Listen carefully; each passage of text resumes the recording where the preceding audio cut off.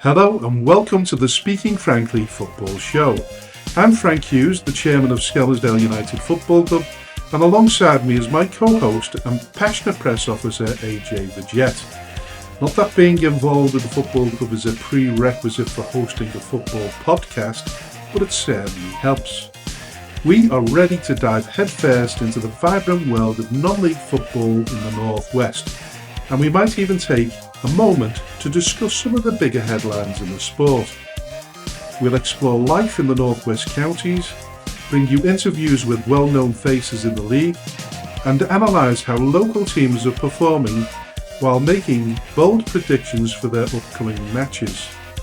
Nothing is off the limits here. We'll be diving into all kinds of topics, including complicated refereeing decisions and regulations that often leave fans perplexed. We want to hear from you too.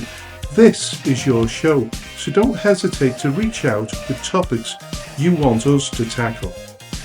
Let's get this conversation started and enjoy every single moment. We are speaking frankly.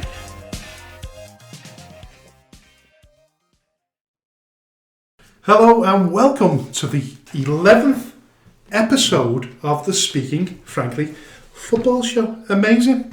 We're back here again. We are, absolutely. We've thawed ourselves off after that horrendous weather that's blighted us for the last week or so, and we are back. Yeah, and listen, what we'll do is we'll come to the results roundup, which that was Darwin 1, Maghull 3 in the Division 1 North. Now that's the end of the show. Good night and God bless. There's not much to report on, really, is there? Other than a couple of games in midweek. There was the Liverpool Senior Cup. Warrington Rylands beat South Liverpool 4-1. Yep. In the Lancashire Cup quarter-final, Padding beat Ashton Athletic 4-0. Yep. And in the Premier Division during the week, Remy lost to Earlham 2-1. Yeah, that really is your results roundup. We are not kidding. So we can have an early night tonight, can't we? We absolutely can. It's going to be a much shorter show because we're going to have less to discuss in regards to the results. But due to the frost, the snow, the bleak sort of post-nuclear weather, all the games near enough came a cropper. Including our own. So we were saved the potentially hazardous trip over to Steeton to play Route 1 Rovers. Only at the last minute, mind you. I think it got called off at about 11 o'clock or something like that. Well, I think it had already been called off the day before, but it didn't go. We didn't know. It didn't get officially struck until probably 11 o'clock. About 11 o'clock, yeah. 11 o'clock that day. Listen, raises the question about synthetic surfaces and how durable they are in this kind of weather. They're not once you get a sort of layer of snow on it and it ices up. Mm-hmm. But I thought you'd have had covers for that. You would have hoped so, wouldn't you? But I mean, covers to cover an entire pitch. I mean, a synthetic pitch in itself is how many thousands? Are we talking six figures for a synthetic pitch to be purchased and installed? From scratch, I think you're probably looking at about £1 million. Oh God! Once you've obviously done the groundworks and you put the membrane in and the foundations or whatever you want to call it, then the carpet itself probably costs about 300 and something £1,000, but it's a lot. I think the overall cost probably costs from scratch about £1 million to put a surface down. So you bear that in mind, and then you've got to try and cover that surface with something that's going to keep it against the elements. And bear in mind, we're talking about weather that was in the minuses. It was sort of -5, -6, something outrageous like that one. And Steeton isn't exactly the warmest place on earth, as we've already seen. So they were probably fighting a losing battle from the start to try and get that pitch ready in time for us coming up on Saturday afternoon. So durability, I think it really depends on what kind of money you've got to try and protect that surface in the first place. Yeah. A strange thing happened, didn't it? Because we didn't mention it, but when we were at Steeton, the game was delayed by 5 minutes. 5, 6, 7 minutes. Because there was a game playing parallel to where we were playing, and the referee said you cannot play the game whilst there's another game going on in in the immediate vicinity. In the immediate vicinity. God. And the reason for that was? Isn't it a danger in case of errant balls flying? No, it was down to the whistle. The whistle? That's what I was given the impression it was down to the whistle. You're telling me that if a whistle is blown on one pitch, then another pitch is going to assume it's one. Yeah, maybe. So the powers that be at Steeton, they walked over to the pitch in question and they asked them would they move to another pitch. They turned around and said, no, you can go and stuff yourself. Yeah. And the referee in the end, he decided to play the game but I thought it was That's a very unusual rule, and it's not one that I've ever heard of. I did think about when we were losing the game, though. I did think about reporting it and saying, listen, the reason we lost that game was because our players didn't know which whistle was getting blown. Yeah, we were distracted by whistles. There were constant stoppages in play, all the wrong times. That's an unusual footballing rule. I don't think I've ever heard of that one. So and that wasn't even in the script that I just thought I'd mentioned. That just you're came to absolutely right. No, fair enough. But just getting back onto script, in the second part of the show, we'll be speaking to Dale Woods Snr. He's the father of Josh Woods, who played at Anfield for Accrington Stanley at the weekend in the third round of the FA Cup. So we've got him coming up in the second half of the show. Yep. In the third part of the show, we'll be looking at the fixtures and predictions.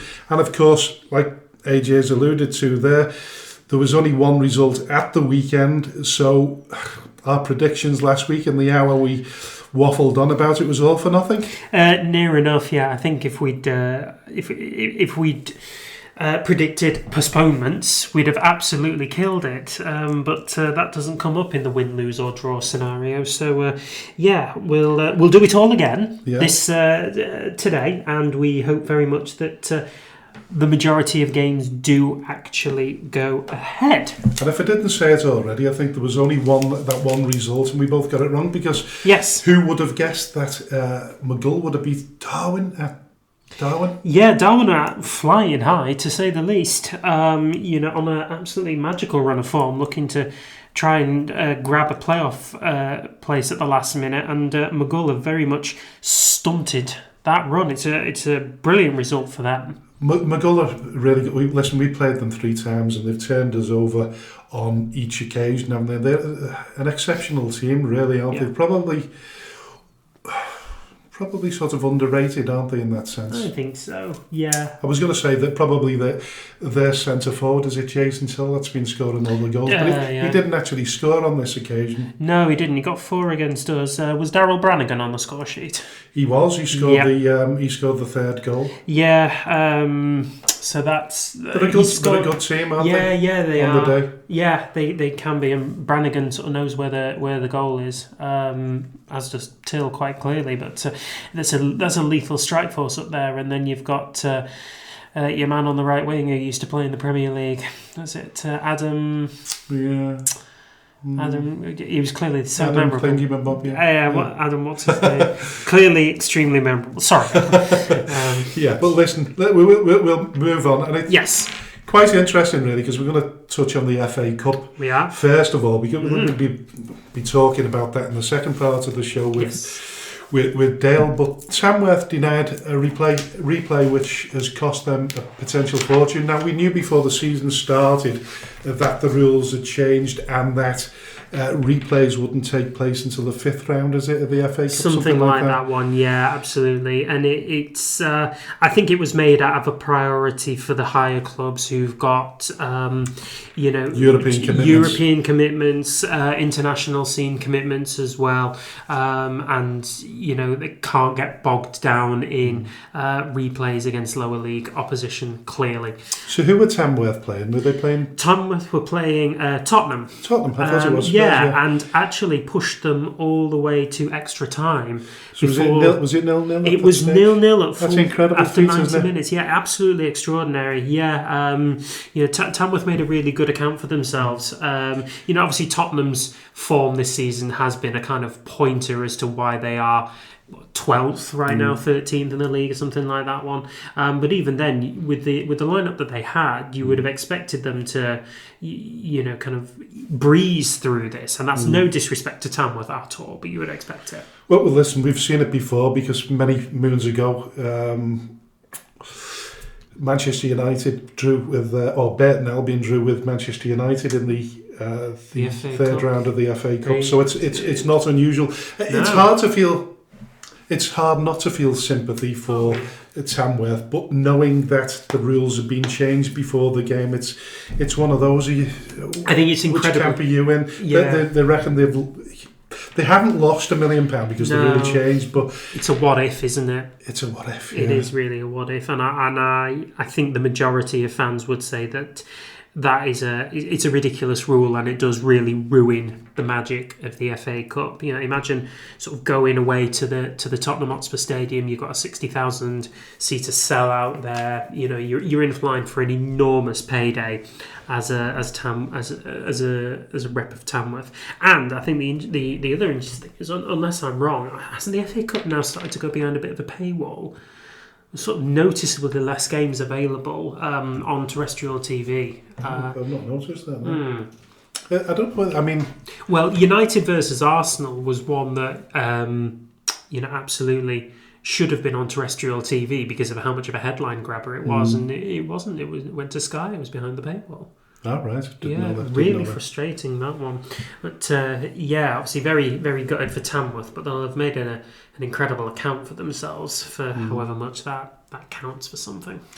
So there's still a bit of magic attached to the FA Cup, but it's dwindling. It is dwindling a little bit. Unfortunately, it's becoming an awful lot more money orientated for the bigger boys. And as you know, there are, and as we'll allude to later on in this discussion, teams at our level and teams at the lower level do really suffer from this in a way that the bigger boys will probably carry extra few million that they won't even really notice. Yeah, it's really disappointing, unfortunately. We've not been able to compete in the FA Cup this season because we've dropped to the step 6, which has been unfortunate for us. I've always looked forward to the FA Cup draw when I've been involved with SCEM.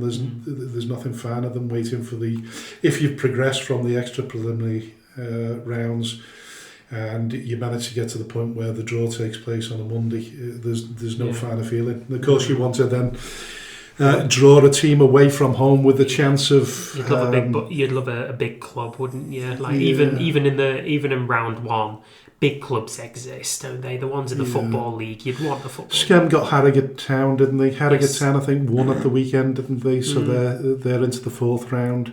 Yeah. Not particularly a glamour tie, no disrespect to Harrogate Town, but you think at that stage there's a possibility of drawing the likes of Huddersfield or Leeds. Not Leeds, I don't think, but Bradford City, some of the big one. Portsmouth would have been a big one. Derby County are in League One, that would have been a big one. Yeah. So that there are teams knocking about that would have provided that amazing spectacle. Would have been great for SCEM, wouldn't it? Wigan Athletic, I think. Yes, it really would have been. It might not have been the glamour tie, but it would have took us back to those. Those Halcyon era where we were regularly beating Wigan. Yeah. I think it's perspective, isn't it? You've got to look at what a glamour time means here, and I think at our level, Wigan Athletic would have absolutely be a glamour tie. Yeah, most definitely. Yeah. So listen, we move on to the stories. The stories again, and the controversial ones, and this one seems to grow a head, get picked, and grow another head. Yes. And it keeps doing it all the time. We're talking about the Farsley Celtic story. Yes. It seems to go from bad to worse. As we know, Pav Singh, the manager, resigned recently, didn't he? Yes, he did. He set out his resignation earlier on in the week. It was a very amicable way of departing. There were no bad words from him at all. So he made a very large and lengthy statement in regards to his resignation, and I'll read an excerpt from it now. After much speculation and conversations on socials, I've made the difficult decision to resign from my roles as Director of Football, Manager and Board Member at Farsley Celtic. This has not been an easy choice, but I believe it is the right time for both myself and the club to embark on new journeys. I gave everything I had to this role. Every ounce of energy, passion and belief was poured into leading this club.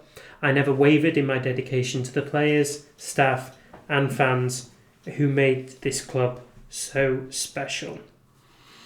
So that's just an excerpt. Obviously, the full thing is available for you to read on social media, should you wish. But I think it is just kind of another nail in the coffin of Farsley Celtic's season, and maybe their existence. I don't know. Paul Barthorpe, the owner of the club, chairman, he's not said anything. He's not made any kind of statement. From I took the perspective of the chairman last week, didn't I? I was definitely much in the chairman's corner, and it's very, very difficult to maintain that level of impartiality, isn't it? When I know it's great, Pav, saying, listen, it's a great club and what have you, but the supporters don't agree at this moment in time, and it's all cloak and dagger. It is at the minute, there's all alleged stories and... There's sort of news fluttering around everywhere, or news in inverted commas. Farsley Celtic have made the announcement that a new manager will be unveiled later today. If you're listening to this in the morning,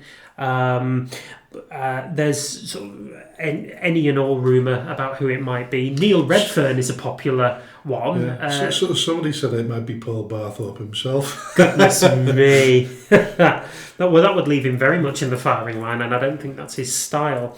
But the exodus does continue, so players are sort of leaving, notably Chris Atkinson, the club captain and record appearance holder for Farsley Celtic, has announced that he has left the club immediately. Ben Atkinson has also announced that he's to leave the club as well. The announcements just kind of keep on coming. What's interesting though is that after the story broke by the social media account Football Away Days, a individual commented on the video and says, I am one of the bar staff who work at Farsley Celtic, and to see this and to share it is something which needed to be done a long time ago.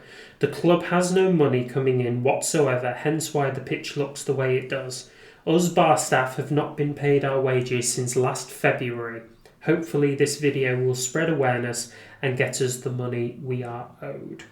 The only trouble with social media is, though, anybody could put that comment on there, so at the end of the day it's an alleged comment from someone that's on social media. But listen, the stories keep coming thick and fast, don't they? And there's got to be some truth that you can't hide behind the fact that wages were paid late. It seems that some wages might not have been paid at all, and the story will rumble on unless... It really will. It's going to rumble on for a long time as well. But in the meantime, Farsley Celtic still have a season to try and push through. They are very much adrift at the bottom of the... They're just above the relegation spot. Are they just above it? Just above the relegation spot, so it's really difficult for them. Yeah, it is. And with the exoduses that keep on coming and accounting for what I should imagine is an extremely reduced budget... it's hard to see how they can sort of claw this back, really. Yeah. Can you see them staving this off? Well, it depends how much money Paul Barthorpe is willing to splash on the team, and listen, it'll be down to whether the new manager that comes along, whether he's given a budget, a survival budget, because I think they've somewhere along the line they've gone on record and said the worst thing that could possibly happen to them now is relegation. Yeah. I think that personally the worst thing that could happen to them is they run out of business. Well, yeah, and then the question is, are the FA going to put any pressure on them? Because I know they already put an embargo in. The embargo was lifted, wasn't it? So we believe. I don't think there's another embargo in place. That could change any time soon if wages are still outstanding. This is it. It keeps them very much under the FA microscope, doesn't it? Now, we're led to believe that there was some sort of rumblings of workings going on at the Citadel. Yeah, so work had started. Is that true? Well, we reported last week that Paul Barthorpe had changed the contractors who were carrying out the renovations on the pitch. Now, looking on social media, obviously that doesn't give us an enormous amount of confidence in the words that are being said, but no work has been started yet. There's not been any progress on the pitch yet. And there's some YouTube videos doing the rounds as well. Obviously, Football Away Days has kind of led the line on that one, but the Citadel is looking in really poor condition, and I don't think that's changed in the week or so since we last discussed it. There's someone that is very vocal is a fella called David Pearce. Mm-hmm. He's been on several interviews, YouTube and radio shows, and he's commented on. He's quite funny actually in terms of what he relays. But he's on Facebook quite vocal about the situation. Hasn't got an awful lot of sympathy or faith in Paul at all. No, I don't think a lot. I just wish he'd come forward and. You know, in terms of being, you know, the chairman of a football club, it's really, really vital that you be as open and honest as you can about your football club. Yeah. I know there's a certain amount of politics attached to any club, and you can't reveal everything. No, you can't. But there's some stuff that you need to discuss. And really is, yeah. So it just kind of leaves the situation at Celtic just a bit more open for just how bad could this get, really, and are things going to pick up any time soon? Now, talking about a former Skelmersdale United footballer who is now the manager of Clitheroe, Sean McConville. Sean McConville took over at Accrington when Jimmy Bell left a few weeks ago. And Clitheroe have got their own problems as well. David Frost, the chairman, stood down recently. Yeah, just 20 months in a row.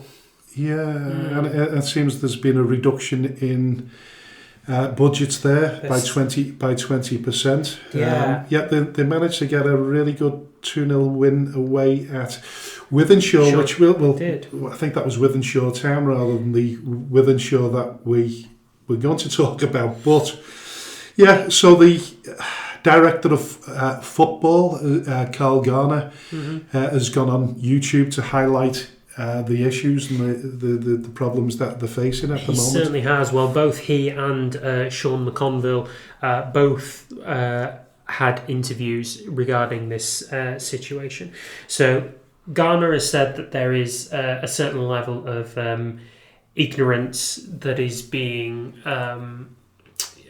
surrounds their current sort of situation, and I think a lot of he believes that a lot of fans are ignorant to the realities of what they're going through, and instead kind of calling for heads without much knowledge of the facts.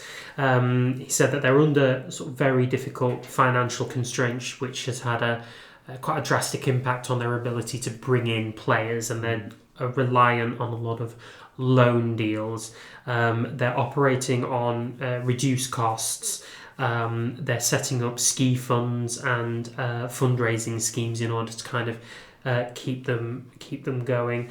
Sean has said, much the same thing. His budget's reduced since he took the role, and he only took over the role a few months ago, didn't he? A few weeks, wasn't it? Yeah, exactly. There's the club in itself is a great opportunity for an investor to come in and kind of help it grow, but it does leave them extremely open to sort of players being plucked via the 7-day approach, which I talked about sort of very vocally last week. Yeah, well, they can't afford to put players on contracts as a result of the financial struggles. But what they basically said is, listen, we're a solvent club.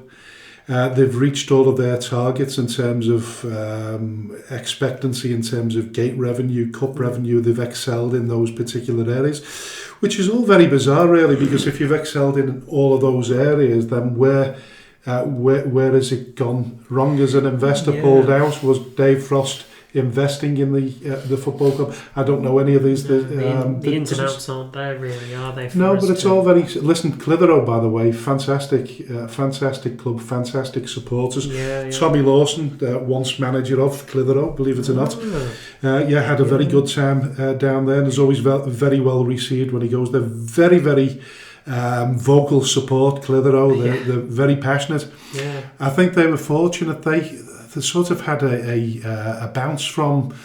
A little bit to do with COVID. You know, when the restrictions were lifted, Clitheroe were one of the clubs that benefited from the COVID bounce, if you like. A lot of people started supporting Clitheroe, but I also believe that a lot of houses were built around about the same time as well, so the population grew. So in terms of crowds, they're getting decent crowds. They are getting decent between crowds. 600 and 1,000 supporters. That's really good, because what are they, step 4? They're playing the Isthmian Northwest League, so that's about step 4, isn't it? They're in the Northern Premier League, aren't they? Are they? Yeah. Crikey, okay.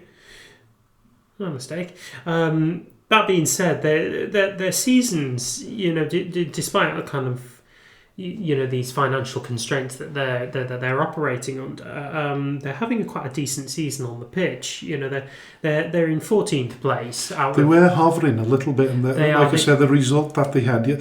Listen, they're in the Northern Premier League Division 1 North. That's it. And the issue now is, of course, that the worst case scenario is them dropping back into the Northwest Counties, and as well as I do, that if you're going to maintain that level of support, you're not going to maintain it if you drop. I'm afraid not. No. But there was a bounce effect when Jimmy Bell took over as manager, because he was assistant manager to John Coleman at Accrington. Yeah. So, and listen, they've got Sean now, that he's had a really, really long career in football, in the football league. So it's all set up well, and he's very passionate and ambitious. But now they're pleading with local business, or trying to get themselves a sugar daddy, a millionaire to invest into the football club. Yeah. I don't think they'll drop. I really don't. They're 14th out of 22 teams. The bottom 2 of which I think are in single digits for the amount of points. Is there 4 going down? I believe there is 4. Yeah, and there's 2 absolute certainties, and then there's 2 maybes. Yeah. Listen, I always say, when we come to this point and we discuss the likes of Farsley Celtic and Clitheroe and Warrington and Marine and clubs like that, there's a natural level, and unless you are supported by a chairman with extremely deep pockets, you've got to understand what your level is, and if you're trying to break that. Well, I think you can be a big fish in a small pond, but you can't be a small fish in a big pond. Is it true that Marine rejected the offer of promotion because they couldn't afford to sustain themselves in a league above? Is that correct? You're talking about when they gone back years ago, when they won back-to-back Northern Premier titles. I think. Listen, I think they did. Bearscough did it when they were in the Northwest Counties. I think they knocked back promotion on a couple of occasions because they feared that they'd lose money going up, which was very astute sort of chairmanship and control of the football club. It's good to recognise where you belong and what level you can sustain your football at, and I think you go back. Marine. The problem with Marine, I think, back in the day, was that a 3-sided ground. And I think at that particular moment in time, you had to have a 4-sided ground. So I don't know whether it was financial or it was down to the ground. But listen, there are a few amongst them that will forego promotion because financially they would. Well, we did when Skemp finished second in the Northwest Counties to Camelaird. We questioned whether it was viable for us to move up into the Northern Premier League. Yeah, because you go from you go from relatively local derbies, if you like, to playing teams up in the northeast and Across Yorkshire and places like that, and a little bit further south, and all coach trips. So you could have a 22 strong league, and almost 2/3 of that could involve coach travel. And coaches are not cheap. No, we've done it a couple of times this season to get us to Selby and up to Holker, which is in the Cumbria region, and I think it's cost us about £700-800 or something. Yeah, that's a total loss. With for the few supporters that we've had on the coaches, we've been able to scramble a little bit of the money back together, but by and large it's a big loss. It's a drain on resources. And I used to say it back in the day when we were in the Northern Premier League, I used to say our natural level is the Conference North, because believe it or not, if you were in the Premier League of the Northern Premier, there was less travelling in the Conference North than there was in the Northern Premier League. But once again, we're talking about silly wages again. Silly wages, silly monies, silly everything. It just prices us out. So the story will rumble on with Farsley and no doubt with the problems at Clitheroe. And I don't know whether you want to mention briefly, we talked about James Kinsey last week, took one managerial role at Wythenshawe and decided that he'd had enough. Yeah. Now it comes to light that there's a possibility. It's alleged that players haven't been paid for 5 weeks. That's right. Yeah. And we do say alleged because there's no backup story for this. The source isn't a particularly strong one. A player from Wythenshawe was recently announced to have joined Stockport Town, and a fan has put out a tweet saying he joined Stockport Town after recently leaving Wythenshawe FC, who have not been paying players for over 5 weeks. ... Now, we don't have any substantiation to these claims. It is also the first one of its kind to come to light. However, given that Kinsey, in his relegation statement, said that things had come to light that he had not been informed of at his interview, it would make sense. Well, we thought there might have been... Worst case scenario at the time, we thought there might have been a reduction in the playing budget, or he wasn't going to get the playing budget that... Listen, it raises the question again about people living beyond their means. We know they are, and it's sometimes better to stay solvent and in business than it is to go overstretching yourself. Yeah, absolutely. So we'll break more on that story kind of as it develops over the coming weeks. I'm sure something will kind of come to light. I thought the final or the next little bit of news is actually a bit more of a nicer one to bring to you, really, which is that Craig Noone is back on British shores. You'll remember Craig as a player at Skelmersdale United. Yeah, he played when I was chairman. Yes, there you go, absolutely, and he's since fantastic gone on to player, have fantastic lad. Absolutely, he's since gone on to have a really good career in the Football League. He was part of the Cardiff City side that were promoted in 2013. Something like that, and he scored against Manchester City. He scored against Manchester City. An He's also screamer. Played for teams like Derby and... Did he play for Burton? He played for... Brighton and Hove Albion. Brighton and Hove Albion. That's the B. You got the B right. I was always he played for Brighton and then he went overseas and played in Australia for a few years and managed as well. So he's come back to the British shores. One can assume he's taking over a player sort of coaching role at Warrington. That's right. Yeah. So his aspirations probably be into getting into coaching in this country, which is great news. Absolutely, yeah. 37. He's obviously got to be thinking about that next step in his journey. So he's taken on a player coaching role over at Warrington Town. So we wish him the absolute best of luck being an ex-Scam lad. The only thing I'd say to him is, why didn't you come to us? Well, yes, I mean, you did get a text off your vice chair to say that we'd missed a trick. Yeah. But, we have just signed our own player coach, so... Ryan McNally. Ryan McNally, So well. why on earth do we need to? Exactly.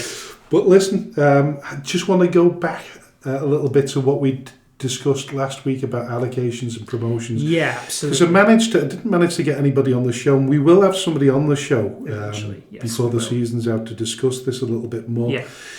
But obviously, we're obviously worried about what our position is going to be at the end of the season. Yeah, it's very prevalent towards us and our situation. So the allocations and promotions kind of came out 2 weeks ago with projections for an increase in the number of teams within our league, the Division 1 North. And was there an expansion in the Division 1 South as well? Listen, they'll all be counted. The Division 1 South looked as though it was going to be expanded to 20 teams. Yeah. But prior to that, before the allocations came out, it looked the other way. There was going to be 20 teams in the Division 1 North and only 19 in the South. Now, I asked the question, because what's the best case scenario for us? And basically, this person from non-league maps has come back to me and said it all depends. There's a lot of clubs that in step 6 now and above that haven't got the ground grading yet, and there's quite a few issues in particular that they need to address before the 31st of March deadline. If they don't, then the best case scenario for us is the more teams that get relegated or kicked out will free up more, there'll be less relegation spots. So the likes of normally what they do is they normally reprieve the third bottom team first. So from our position, the best of the worst, the best of the worst records would be reprieved, as was the case for Nelson. But if that doesn't happen, we would be relying on teams to get kicked out, basically on on ground grading, and then of course the teams that have applied for the Northwest Counties will have to. They've got to go through that process of having the ground approved by the 31st of March. Yeah. But we're not going to find out anything anytime soon, and until May. That's the biggest worry. Yeah, exactly. It does leave a hell of a lot of scope for interpretation and an awful lot of scope for worry as well. And unfortunately, although we will be pushing on our fixtures as best we can, and trying to get results out of our remaining 9 games. 9 games with the possibility of a 10th. We talked about that last week. We played AFC Blackpool. We did. And I think they beat us 5-0 at home, but they fielded an eligible player. That is we appealed to the Northwest Counties. They rejected that, so we've got to go to the FA now. Right. We've appealed to the FA. Right. In hope of getting that overturned so that we can replay that game. It seems only right. We were on the receiving end last season when we fielded an eligible player against Bearscough, and that game was replayed, and Bearscough, as a result, got the chance of playing for 3 points. As it turned out, it was a draw, so they got 1 point that they... Arguably, we didn't get any points deductions in the end. We gained a point according to the Northwest Counties. We did, yeah. But it's all very bizarre because I don't think the rules are clear and consistent. I think if anybody breaks the rules, if you field an eligible player, then I think it should be automatically replayed. I don't think we should have to appeal. No. But I don't understand it. Maybe somebody that's got a little bit more... a little bit more savvy on the rules could explain that one to me, because I'm absolutely dumbfounded by it and really, really disappointed that we've had to go to the FA to appeal the decision. But just briefly going back to where we are with the allocations. The best bet for us is that teams get relegated on ground regulations. But it's, I don't know. I don't think it looks good for us. I really don't. And I hate to say that because it'll be tragic. But I said it last week. If it means playing in the Cheshire League or the Liverpool Premier League, we'll come back fighting, and we'll live. We'll fight to live another day. You know what I mean? We'll live to fight another day, I should say. Yeah. But yeah. So a good sort of end to the first part of the show, but an honest opinion of what's going on. Yeah, absolutely. So we'll leave it there and join us for part 2, where we will be conducting an interview with Josh Woods' father. Fortunately, Josh is. We'll be speaking to Dale Woods Snr because there's 4 of them all together, and there's 2 Dales. There's a Josh, and there's a kind of the other name fails me. Daniel. That's it. So yeah, we'll be sort of talking to Dale after the commercial break. See you then. Special shout out to all the businesses that support Skelmersdale United Football Club: Origin Sign Company, T&W Garners, 7PDS, Skem Express Cars 5005, Lease Car UK, RNB Auto Centre, SB Skills Solutions, and Hey Presto Web Design. Thank you to everyone who donates to the club, supports our race nights, raffles, and the lottery bonus ball scheme, and of course the last man standing. A special thanks to those who organise these fundraising events, especially the incredible Lee Davis and Lucas Bergquist. To all who stand by us both on and off the field, we are truly grateful. If you wish to sponsor the show, please contact me at chairman.skemutdfc@gmail.com or call me on 07766 054 548. All proceeds will go to Skelmersdale United Football Club. Thank you for your unwavering support.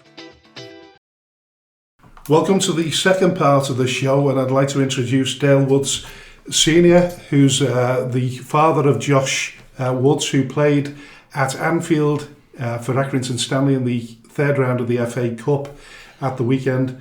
Welcome to the show, Dale. Thanks, gents. Pleasure. You're welcome. Now, like I said, when something big happens in football, the media always focuses on the player or the football club, so we'd like to hear it from the father's perspective. What's it been like over the last month or so? Since the draw, it's been crazy. It is. We were all in the house and we're all saying, "Oh my God, the dream! How good would it be to get Liverpool away?" But you're like, you don't think, the odds. What are the odds?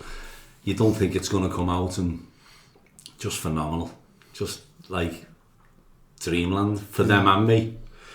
Well, I mean, first of all, you had to beat Swindon, and that went to penalties, didn't it? And, listen, it's a bit of a contentious issue, really, isn't it? Because I think Tamworth, if they'd have got a draw, well, they did get a draw, didn't they, after 90 minutes, but they never got a replay. But yeah, you had to get past that first hurdle first by the beating Swindon on penalties. What was that like? Obviously, were you at that game? I think it was. We were there at home. I think so, yeah. Yeah, I think it was, yeah. Yeah, we were all right behind the goal. So at that moment when you beat Swindon and you're into the next round, you're looking at the FA Cup draw. It was on the 2nd of December. You're all sat around the telly. You're in your house, and obviously Josh and Connor in but they were in your house, actually. You were in your they were in our house. I was over in Yorkshire watching it with the missus. So you're jumping around like a madman when the draw comes out. It's like that moment, where everything just freezes. Yeah. And you see Liverpool come up and you're like, it just seems to take like 20 minutes for them to pull the second ball. Everyone's just like in slow motion. It's like, what are the odds? And when the lads sent me the video, they were doing exactly the same as me in the house. And I was exactly the same. As soon as Liverpool come up, I stood up out my seat and I'm thinking, well, come on, can it? And then, like I say, Dion Dublin just pulls the ball out. As soon as he says 51, I nearly hit the ceiling.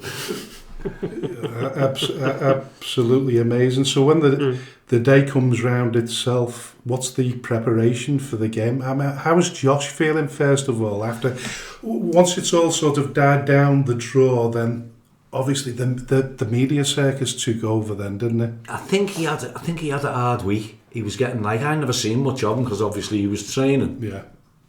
And the interviews, he said there was just so many interviews all week, and you don't realise what they're going through. So I was only seeing him of an evening when he come in, and he was shattered, absolutely shattered. He was, I'm having something to eat and going to bed, Dad. I went, all right, son, not long now, soon be Saturday. And yeah, the build up to it was, I've actually watched it twice, because we're obviously travelling down there to the game. Yeah. We've gone down, had a few drinks before the match, and got in there early to watch them warming up. So I missed all the build up, and I didn't realise what he was. It was like the Josh Woods show. Yeah. When we watched this Sunday, because he became very much the poster boy, didn't he? God, for this. How did that work? Was it just based on that video alone on Twitter? Whether it's just a few local lads. I think it was because of the video in the house. Yeah. When they've jumping around in the house and it went viral. Mm-hmm. And I think the media have got onto it. And then a few of the players had messaged Josh on Instagram or Twitter, whatever it is. And so it just got blown right out of the water. So when I watched it back on Saturday, I missed all the build-up to it. So me and her sat there and watched it twice from the start. And the thing that got to me was, did you see Robbie Fowler getting interviewed on the side of the pitch? Yeah. Well, we were in the ground then, and I didn't know what had gone on there. So when we watches it back, the commentator says, that was great there, Josh Woods coming over to you, Robbie, saying you're his hero. And I didn't even know that. And then Robbie Fowler's going, oh yeah, Josh Woods, yeah, how good was that? That's what it's all about, the FA Cup. That's what it's all about, people dreaming and it comes through. Fantastic. He'd have had absolutely no experience of this media malarkey, would he? Not the media, no. I was talking to him a few weeks before and I went, what's the biggest crowd you played in front of? Because actually you have like 3,000 or 4,000, don't you? Yeah. And I think he said, we played away at Derby and Portsmouth. Yeah. And he said, and they were like 25, 30,000. He said, and that was like walking out there, he said that was like, oh my God. Yeah. I said, no, you're going to do this on Saturday, it's going to be double that. The amphitheatre is just beyond belief, isn't it? But for Liverpool fans, there's only two. For me personally, if someone said, where do you want to play? If you could play football two places, where would you play? It'd be Anfield and Wembley, wouldn't it? Yeah. They're the only two. Your club you support, and probably Wembley. Yeah. And I'd you would have put thrown Anfield Goodison first. into that then, no? No. Well, that sort of gives a little bit of context to the story, really, because you're all Liverpool mad supporters anyway, aren't you? Yeah. And of course, the story developed about, was he 5 years old, was he, Josh, when he invaded Anfield? Oh, God, you tell the story about that? That was funny, yeah. So Connor's in the academy, and the end of the season, you give the kids little, you have Everton used to, when he was at Everton used to let them train with the first team. So I remember him heading the ball over the badminton net with Duncan Ferguson. So he's playing headers with Duncan Ferguson, and then he goes to Liverpool. And their little perk was, end of the season, you can play on Anfield. Yeah. So they cordoned half the pitch off, put the little goals off, and they let the kids go and have little five-a-side matches and all that on the pitch. So I'm in the stands then, and I'm crying my eyes out. Connor's on the pitch. Next thing, he finishes. Josh decides, that'll be a good thing to climb over that little fence. Straight over the fence, straight on the pitch. All the stewards are going, get him off the pitch. I was going, oh my God. So then Dale, very clever, he goes, I'll get on the pitch here. I'll get him, Dad. So he jumps over and I went, no, you can't go as well. And I'm like, oh my God. So the two of them are running around the pitch. He's over by the Cop goal. I'm going, I don't believe this. How embarrassing. And then they come off and I went, you know what? Good on you. What I found really warming, really, was the fact that Josh sort of took really, really well to all this media circus. He seemed to be really at ease with it. We said that. He interviewed really well. He's pretty level-headed. He said he was as nervous as he's ever been inside, but he didn't show it. No. He didn't. No, he said even the first half. I said, but that's understandable. I said, you're walking out on that pitch. He said, first half, he said, everyone was like, you could see everyone was dead nervous, and Wally was trying to calm them all down because he's been there before. Yeah. But second half, I thought they come out great. I thought when they come out second half and they started passing it around a bit, they don't concede the second goal for the end of the first half. Yeah. And you think, you know what? They looked Still a chance. There was a chance, they was. Yeah. They go in 1-0 down and then come out the way they did second half. Them couple of chances, that header, he climbs up a little bit higher and gets over the ball. Yeah. You just never know, do you? No.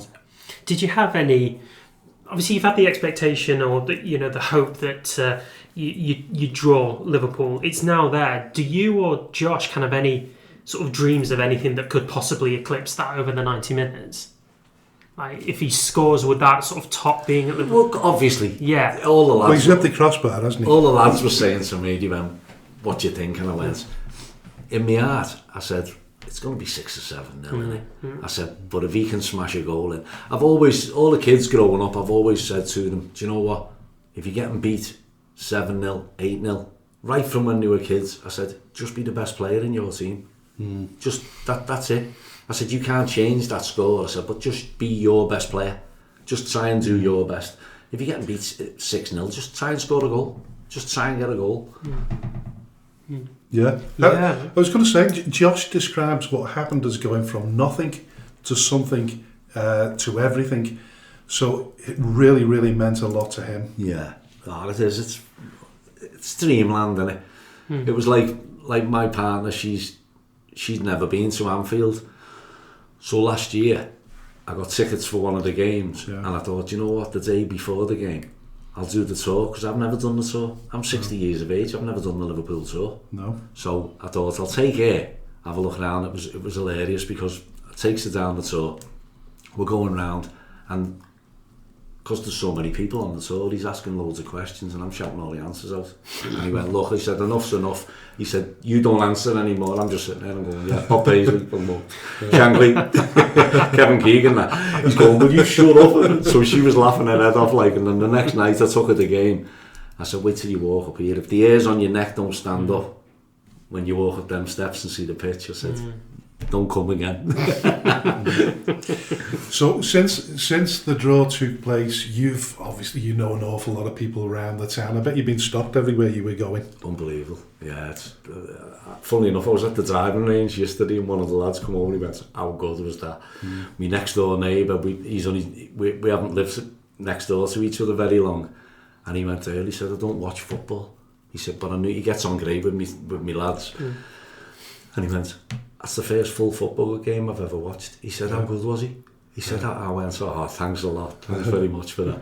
It is so proud. Brilliant. And the other thing you said to me when I spoke to you the other day, that you had the option of going into one of the executive boxes. Was that part and parcel of the... No. It's a couple of my mates. They've got a box in Anfield, the Wezos, and... But you decided not to do that. God, because I couldn't. How many of your friends have gone to the match with you? There was about 50 of us, I think. 50 of you, yeah. Because they're all laughing in the changing rooms on one of the interviews before the match, and it goes on Josh, and one of the players shouts over, have you got your 1,000 tickets there, Josh? We were all laughing our heads off. How does it work on a match day then in terms of tickets? They get 2 each. They get 2 Kirsty tickets each. And he said, is that on home games as well as the away games, is it? Just for this game. Or just for Anfield, yeah. No, to be fair, we get... He generally leaves about 5 or 6 tickets for the home games. But, when the lad rang me, I say, my partner, she's going like that, do it. 3-course meal, all the champagne, all the drinks and everything. And I went, do you know what, I can't. She was going, do it, no, we go up there. I said, I'm not watching that. Typical lady. I'm not watching that from up there. I want to be in that end of all the boys. So which end of the ground were you in? We were in the Annie Road in the away end. All right. That's another thing, I've never been in the away end at Anfield. Of course you wouldn't know, no. Yeah, it's a bit of a box, isn't it, really? It's not now, it used to be. Last time I was there it was. I was up in the... I've been in some bad away ends. So obviously you've got Josh, but then there's also you've 2 other sons, both 3. Crikey. How many of them play football, either at semi-pro or pro level? Well, Connor's just gone from... So Josh Araki, he's the youngest. Then Connor has just gone from Warrington to Chester. Yeah. And then Dale, he lives in Australia now. He played when he was over here, but he's been over there 2 years now. I think don't know whether he's still playing football over there. But and then Daniel, the eldest, he was a good player. They all played for Newborough when they were younger. So with that in mind, and particularly when they started to get picked up by the academy sides, did you feel like a sense of obligation to kind of teach them the right way to approach playing football with a view that they might do it professionally? Never. I don't think I've ever shouted at any of my lads like to pull the finger out, oh, what are you doing there? And to be honest, when they were younger, nothing frustrated me more than parents screaming at the kids. I absolutely hated it. So even any of the kids on the pitch lose the ball and they're screaming at them, I used to look at the kid and go like that, get your head up, mate, come on, unlucky, next time. And that's just the way it was. Throw-ins, I remember down in Liverpool, we used to play down in the Liverpool League, and I'd be the only one on my line putting my arm up for the throw-in, and every arm was going the other way, and I'd go, it's theirs. And they'd all be going, what are you doing? I went, it's their ball. It's kids' football, for Christ's sake. And the referee used to start looking at me to go like that. Is it that? I went, it's theirs, that. that is ours. Honest to God, it baffled me how people were so bitter on kids' football. Do you think that parents put undue pressure on the kids? I think it could spoil their potential. Scary. Yeah. I've never forced them. If they didn't want to go, or they didn't want to play, I wouldn't take them. Yeah. You'd never, you see them getting grabbed by the back of the collar, you're going. No, never ever. Never forced them to go to football. You've the story with Josh is even more impressive because Josh stopped playing football because he didn't feel he was good enough, but then picked it up again when he left school and he started playing Sunday league football. Did you kind of have any involvement on that one? Did you make a contribution towards his decision? Not really, no. They've always done that. Like you say, don't force your kids to play football. If he turned around and said, I don't really want to play anymore. Like, I'm a massive golfer. Yeah. I bought him clubs when he was young, and he went, I don't like that, Dad. I went, okay, I'd love you to get into it. Like, he went, no. So I went, all right. They wanted to play football, so don't force them to do it. Let them do what they want to do, you know what I mean? No, it sounds. No. And has this changed Josh, do you think, after having played Liverpool now? Do you think his ambitions are sort of a bit furthered out? You know, he must. If he's not hungry now, I'll be surprised. He's got to be, hasn't he? Oh, you would think. Yeah, play Anfield. You play there now and then you drop down to like 3,000 or 4,000. You want a taste of that again, don't you? Yeah, of course. I think it's certainly put him in the shop window, hasn't it, after his performance as well as anything else. Yeah. But to see him so naturally relaxed in front of cameras as well, which is quite rare at that particular age as well. Yeah, if he doesn't make it as a footballer, he's definitely get on Match of the Day, can't he? So he stopped playing football and he got involved in barbering. How did that happen? They both got into the barbering, but Connor's always played. But say when they were doing the barbering, it was funny because they were only kids. And we were down in the back. So they were both doing barbering, were they? Yeah. How it started, we've took them down to all get their hairs cut in Morsey's. And as we're walking out, Josh, he's just a cheeky little bugger, isn't he? Yeah. And as we're walking out, he just turns around and he went, have you got any jobs going in here? And Mose just went, yeah, just come on a Saturday and clean up if you want. He went, sound. So right from that, he's just, I'm into this barbering and I love it. Yeah. And that's how he started barbering. He was just cleaning up for them on a Saturday for a couple of quid. Yeah. And then he got bang into it, and then Connor got bang into it, and they both started working in the shop, And do they serve the term as barbers then? Yeah, I think... I'm sure they went to college for it, yeah. So he stopped playing football up until 16 and then he decides to go back to football. He's gone on record as saying that as a kid he didn't feel as though he was good enough.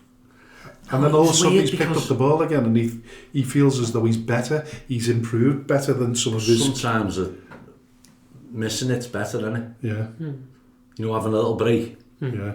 You know, I found that with me golf. You have a break when nothing's going right. You have a little break and go back. Gives and you the appetite. Gives you the hunger back, doesn't it? Sure.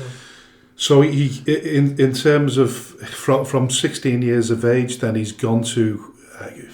Was he gone to Clitheroe at that sure stage? Clitheroe. They had a really good team, you know. Yeah. Yeah, I've got a picture of them there. The three of them. Daniel had stopped playing by then for Newbury, and the three of them all played in the same team, and I think that gets you the hunger back, doesn't it? You're playing with your two brothers in the same team. Are they both? Have they got a barber shop in Ormskirk? I heard they'd got a barber shop. They work for Daz. Daz has opened the shop down in Ormskirk. Oh right, so they still work there, yeah. Yeah. So even Josh works there. No, he's not in much now. He'll do the odd, if someone asks him, "Can you cut me hair?" He'll do it, but he's not got a chair in the shop. Yeah. Connor's got a chair, but and he does a couple of plays at Accrington, doesn't he? As well, I believe. Yeah. I've noticed they've got these sort of comb over styles. Not like me. Not you and I. Like we're both bald. I mean, you could do with a haircut. Go ahead, Dale. Yeah. You know. Yeah. just a bit. It's like Chewbacca then. Listen, you've managed to raise a very, very talented family. But when the boys are growing up, did you envisage the day that any of them would be a professional footballer? I probably deep down I thought Connor would have made it. Yeah. After seeing him as a kid. And to be fair to the others, you know, they had to get dragged. Not dragged, but they had to come down while he was training in the academies. Yeah. You know what I mean? And you're taking turns, parents taking turns apiece to take them to training, and then when they want to go, you've got to separate. One's got to go with them to train, and one's got to take them to training. Yeah, it was hard, really hard. Yeah. No, working all day and coming home, and then you've got to go and sit there for 2 hours while they're playing football, and you're falling asleep, and you're like, I just want me tea in a bath. I think we mentioned before we went on there that academies can either make you or break you, can't they? Academy football. I probably wouldn't go through that again if I had any chance over again. Really.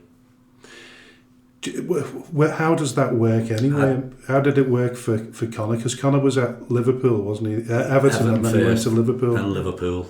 And then he went from there to Wigan. It was a funny story actually, because when he went to Wigan, Everton, when he left Everton for Liverpool, Everton said, "You'll never get back in this club again." And I thought that was really bitter. I was like, that hurt a bit, that, you know what I mean? And I thought, it's his boyhood club, he's a kid, you know what I mean? And How old was he at that point? He was only about 7 or 8. Oh, right. Actually, that is tough, isn't it? Getting told you're never going to play for the club again, you know what I mean? And I thought, well, fair enough. And then it didn't work out with Liverpool. And Wigan come in for him. He had trials with Blackburn and City and United, and he ended up at Wigan. I'll never forget it. He went down the academy to play Everton. So he's playing for Wigan against Everton, and he only scores a hat-trick, doesn't he? Oh, thank you. He won 4-3, and he runs past the fella who said it to him, like with his arm up. Run past him with his arm up, cheering. They didn't attempt to tap him back up again, no? A couple of scouts come back in and come up to us and went like that. We're interested in taking him to Everton, and I actually said, you'll never get him back in Everton. He went, no, we're going to have it. I said, guarantee, I won't mention the fella's name, I said, but I guarantee you he'll knock that back. And then I seen him a few weeks later and he went, oh my God, you were right, weren't you? I said, did you approach him? And he went, yeah. He said, he'll never get back in here. I went, I told you. Do you think that's the trouble with academies, that they're pushing potential out rather than reeling them in? It's a conveyor belt, isn't it? Yeah. A massive conveyor belt. I know a lot of players that have been through academy football, they've come back out and then they've completely fell out of love with it. Yeah. But there are those exceptions. We talked about off mic. We talked about Craig. Craig Noon, there's an example of somebody that didn't give up when he left academy football, joined non-league football. And work your way back up again. Yeah. Work your way back up. Is that a kind of message that as a father? 100%. Yeah. If I had my time over again, I'd say just play footy with your mates. Just go through the ranks, and if you're good enough, you will get spotted. Yeah. Yeah. So Josh kind of hits the crossbar in the 57th minute. Has it kept you awake thinking about what might have been? It certainly kept him awake. I never slept 2 days before the game. Mm. And I think I stayed up till 2-3 in the morning after the game. But I was very drunk, to be fair. Yeah, well, I was. It's fair. And I just got home, and then when I watched it, and then Sunday I got up and watched it twice. Yeah. Watched the game twice again, and I thought, you know what, they played so well. Yeah. For 20 minutes of the second half, and I thought, good on them. Yeah. Good on them. Is your heart in the mouth all the way through the game, or what's the feeling like? Because you're not expecting to win, are you?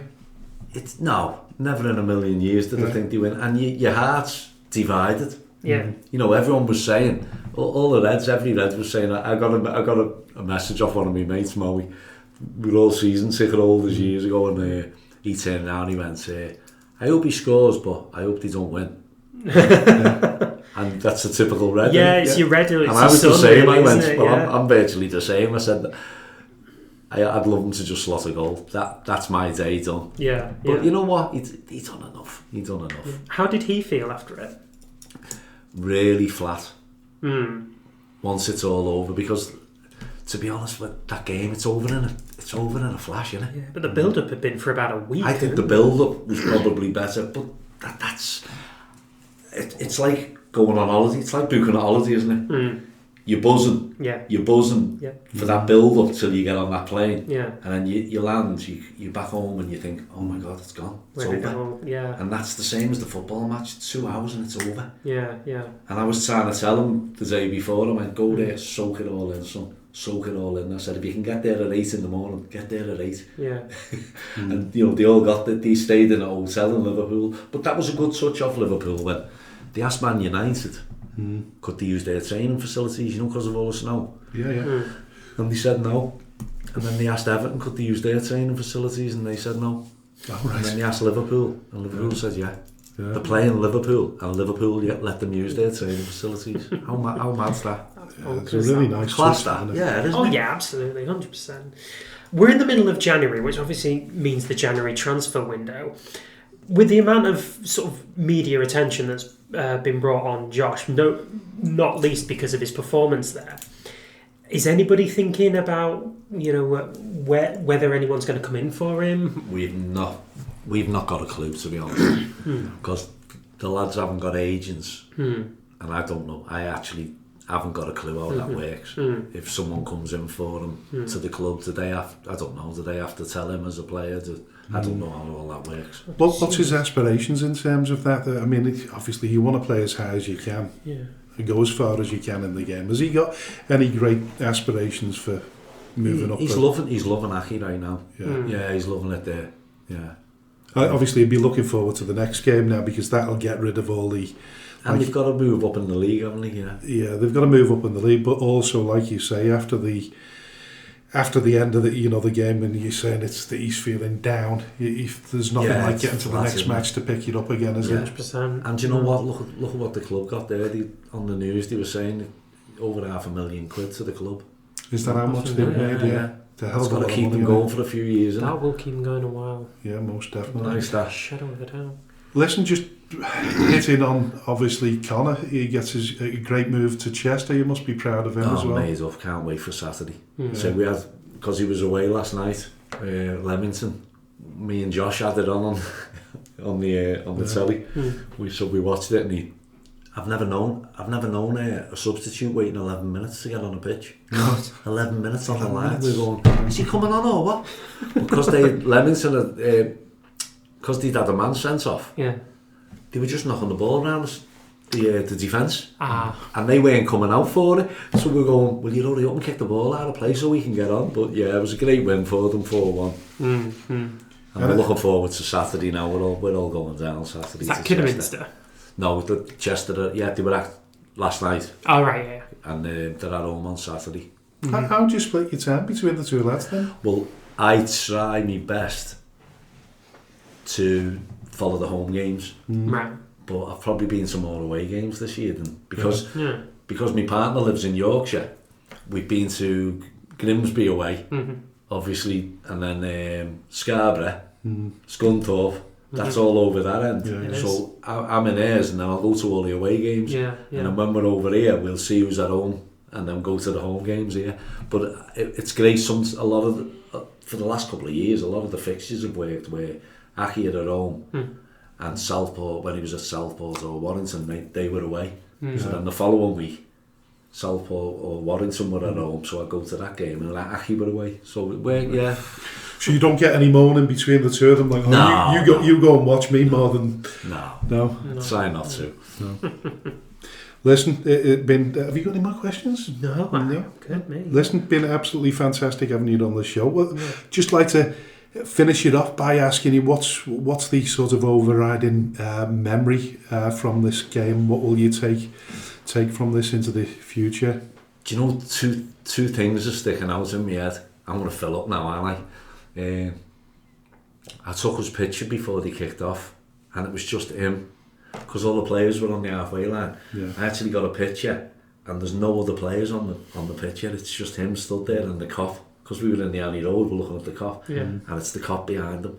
And the other one was when he got substituted, and he was coming off and the whole ground's applauding, and I was like, that doesn't get better than that. No. Honest to God. Yeah. And I think the Liverpool fans, that they're knowledgeable. They knew that building up to the game anyway, that he was a Liverpool fan. They'll have seen the video. And the appreciation of them, it's phenomenal, isn't it? Yeah, of course it is. No. And the other thing is, of course, to hit on, is that you're an absolute, in terms of sporting prowess, you're an absolute really good golfer, aren't you? I've had my days, you know. Yeah. I love me golf. I'm playing for Lancashire Seniors, and I know we're talking off mic, and you said that, listen, we could have a totally different podcast on a totally different sport in talking future, about golf. Definitely. I'd love to, definitely, because what we've spoken about off mic sounds like a really fascinating story. So how did Connor, by the way, how did Connor manage to get was his game off, was it? Because he was at the game, wasn't he? Do you know what? He's not missed a game since he signed on. Yeah. Since he signed on for them, and he asked the manager. He didn't know he was going to Chester, nothing by then. No. And he asked the manager. He said, "Look," he said, "this is really important to me." He said, "Do you mind if I miss the game?" And to be fair, they're in a relegation battle as well. Yeah. And he said, "Can I go and watch my brother at Anfield?" And he said, "Yeah." He let him go, and I was made up with that.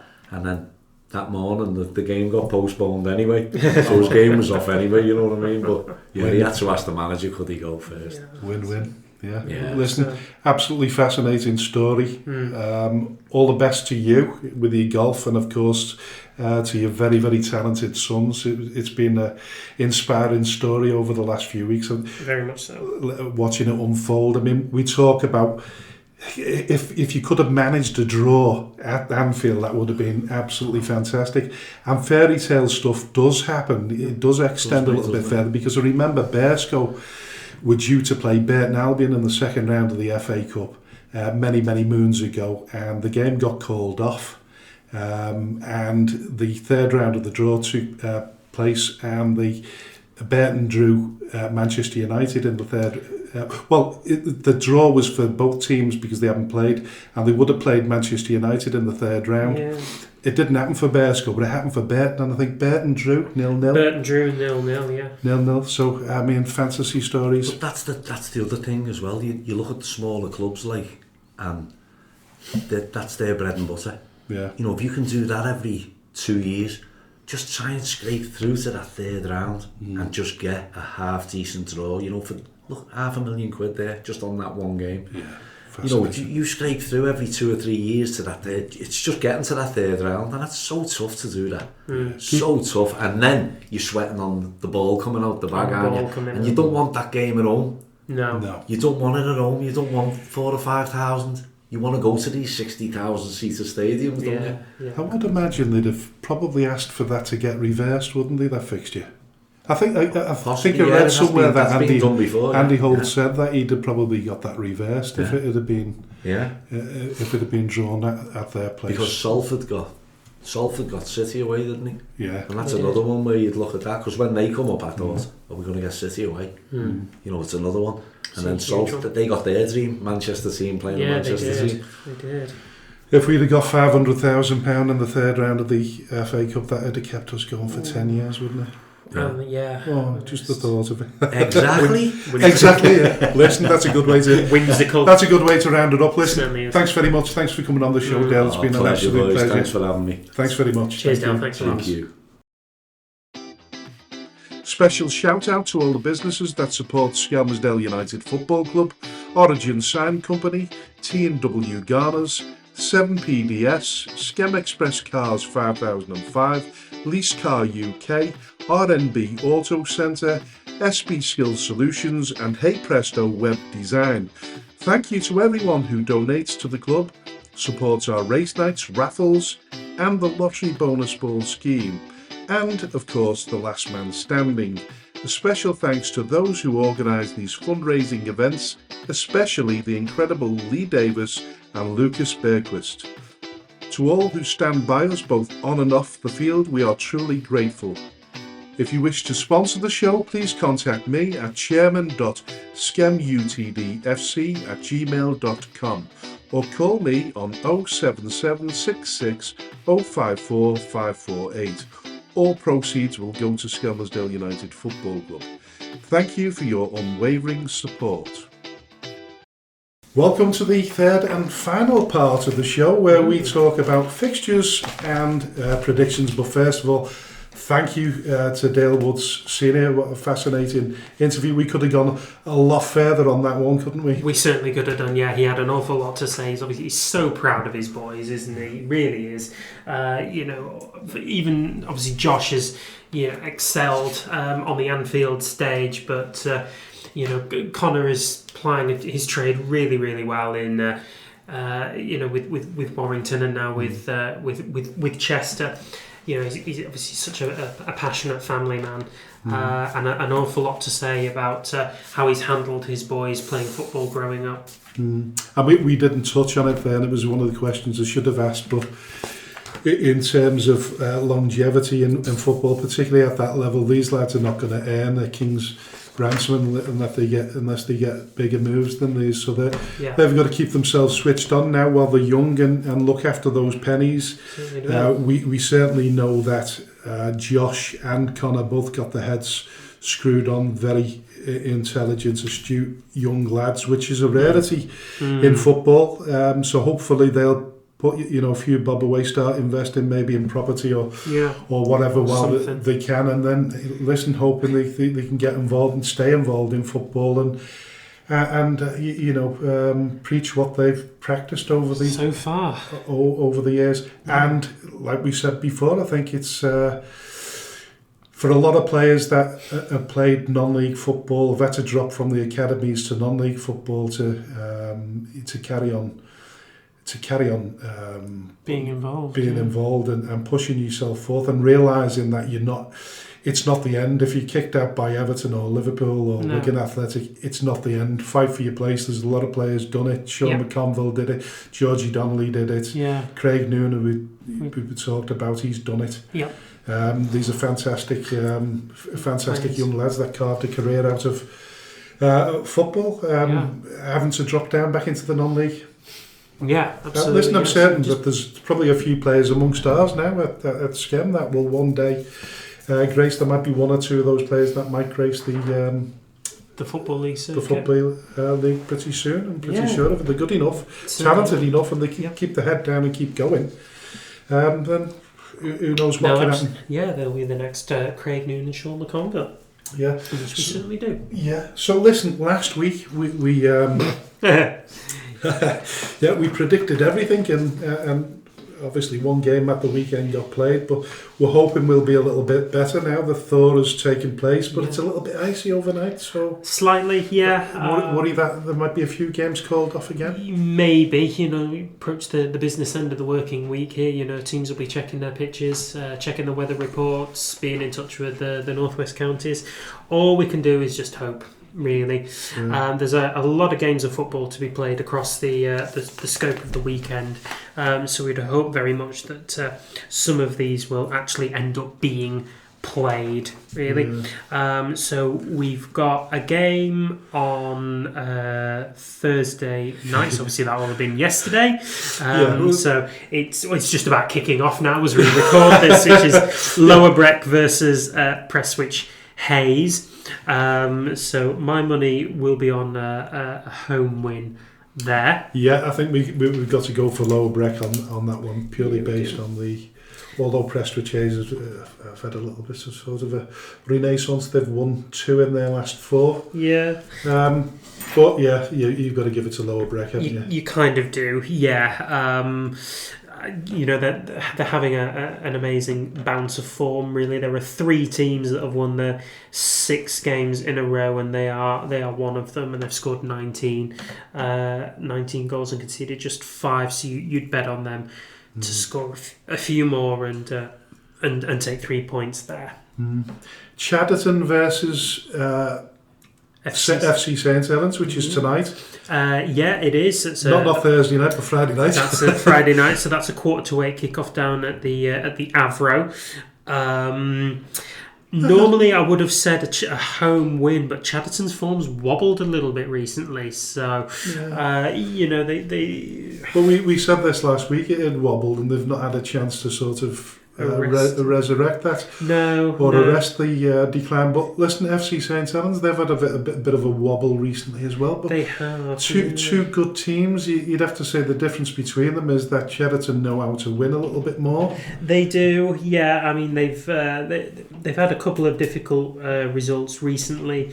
They lost 3 in a row before kind of arresting that slide with a couple of wins, but they've also conceded 18 goals in these last 6 games, which is the joint most conceded in the entire division, which will be a bit more problematic for them.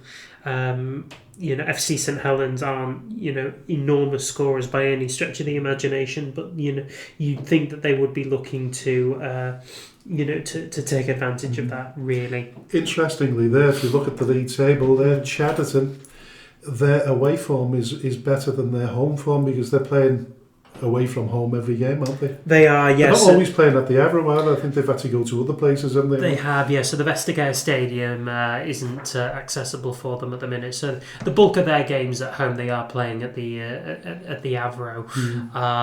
So their away form is actually, as Frank says, they've won 11 games as opposed to 7 at home. Yeah. So that could play a big part in the result. And on that basis, there, I'm going to go for a draw. Yeah, I think you might be right there. I think I'll probably join you in a draw there. So Saturday comes around, and we've got 3 teams within the Northwest Counties representing in the Isuzu FA Vars 4th round. Abbey Hulton United at home to Hino Town. What do we think?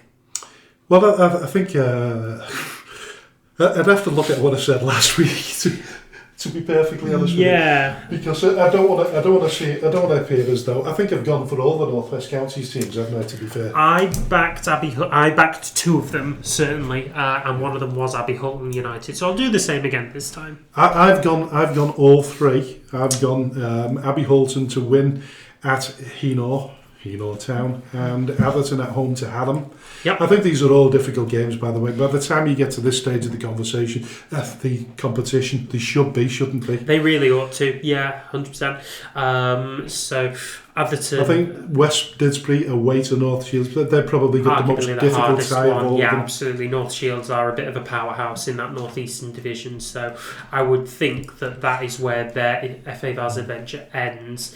So you went for North Shields. I went for North so Shields. Yeah, so I gone for Abbey Hulton, Atherton LR, and North Shields. But listen, the best of luck to all Northwest Counties teams that are taking part in the FA Vars, and particularly to our friend who's been on the show, Davy Jones. Yeah, good luck. absolutely. Good luck to him. Yes, very much so. He appeared in episode 5 of the show. A really interesting You've got insight. a really good memory. Yeah, for certain things. Alrighty. So now we'll move on to the domestic competitions there. So we'll start in the Premier League as we always do. There are 2 o'clock kickoffs, and then the rest of them are 3. So we'll start with the 2s. So we've got Cheadle Town at home to Earlham. Yeah, well, Cheadle Town, Earlham are the form team, aren't they? Really are, yeah. Cheadle are just 2 wins in the last 6 games. Yeah, Earlham are obviously on 4 and 2 draws. You know, they're unbeaten in the last 6 games. Unbeaten in 6, yeah. They had they played. They were the only team to play in the North West Counties Prem. They beat Litherland Remica 2-1 away from home. So with that in mind, I'd be inclined to think they'll carry on that run. I'm going to say away win. Yes, I think stands out that one. I'll definitely go for Earlham there. Yeah. Now this one's going to be really interesting for us to look at, because obviously it's 2 teams that have taken particular interest to over the last few weeks, and that is Colne at home to Glossop North End.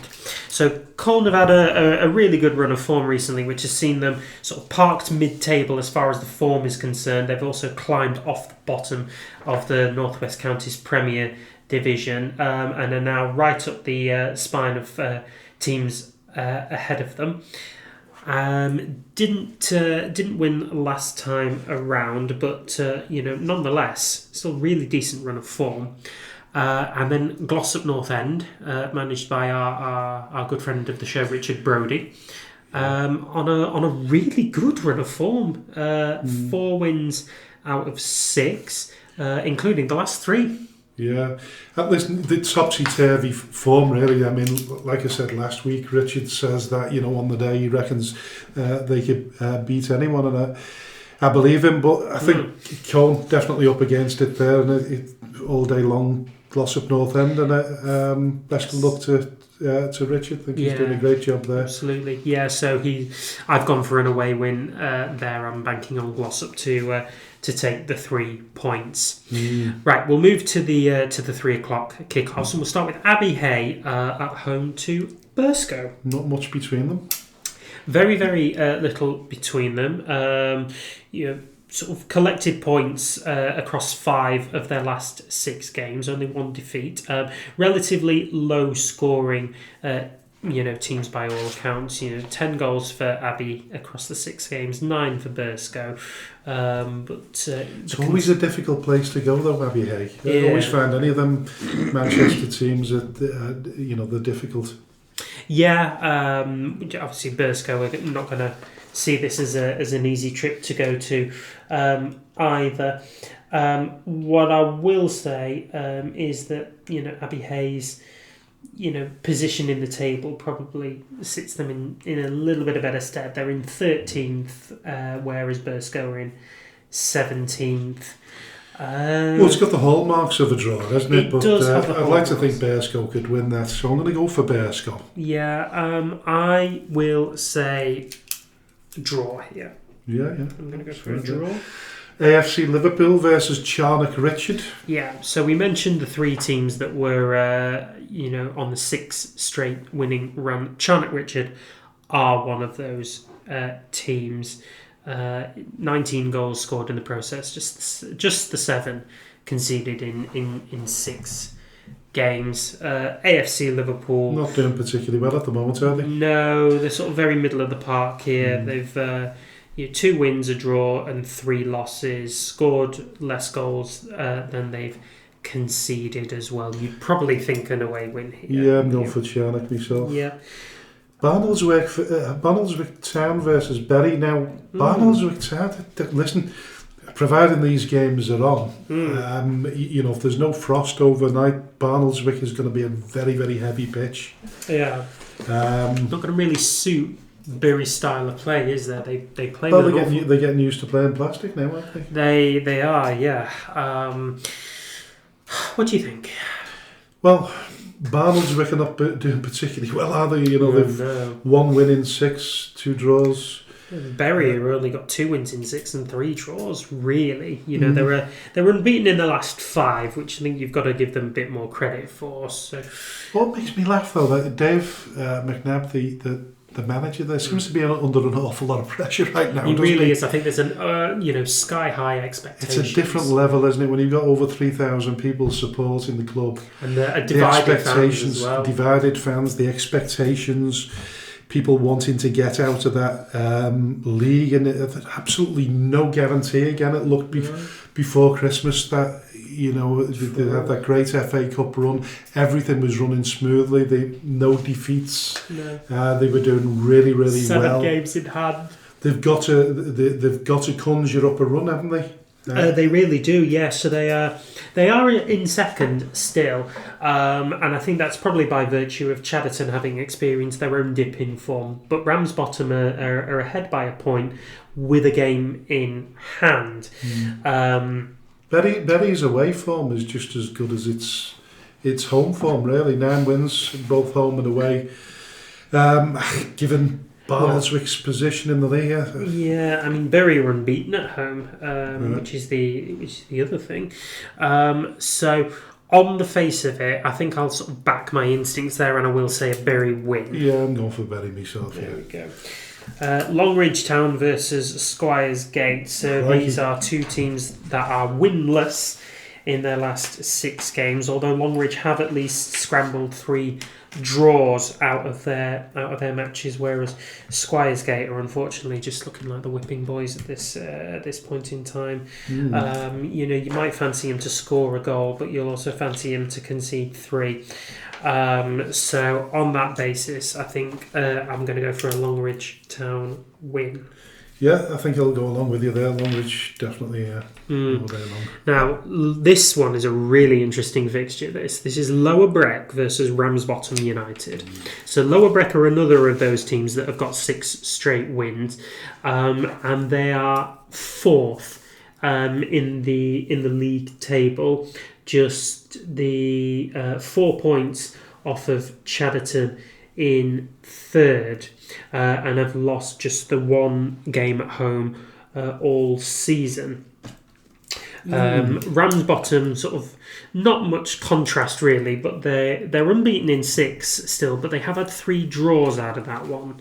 You have to remember a lot of these teams now have played probably nearing 40 games this season so far, haven't they, with the League Cup and cup games and etc. So it's getting to that part of the season where the pitches are getting heavier. Certainly when you're playing away from home, the non-plastic pitches. There's a lot of that. So Lower Breck's a plastic pitch. So that's a major factor into it. What we will say is that Ramsbottom have arguably the meanest defence in the division, which obviously I've made a point to suggest that if you are going to win a league, you've got to do it on a mean defence. It's no sort of secret that Ramsbottom and Atherton, who are top of our division, both have the best defensive records. Lower Breck have only lost 1 game at home. They have in the league. I don't know. It's got hallmarks of a draw. Yeah, I've said a draw there as well. I think Ramsbottom will kind of stifle out Lower Breck as much as they can do, and I think this could be a 0-0 or a 1-1 really. So Padiham versus FC Isle of Man, and the wheels seem to have fallen off the Isle of Man. They really have. Yeah, unfortunately that flight is not taking flight so far, is it, for that remote island? All the puff's gone out of the steam ferry. Well, quite, yeah, the tide's gone out. Whereas Padiham, they are the 3rd team with 6 straight wins. They've also got the better numbers to prove it as well. 26 goals in 6 games. I think we mentioned it last week as well, didn't we, that they have got games in hand on the teams above them. They are really good.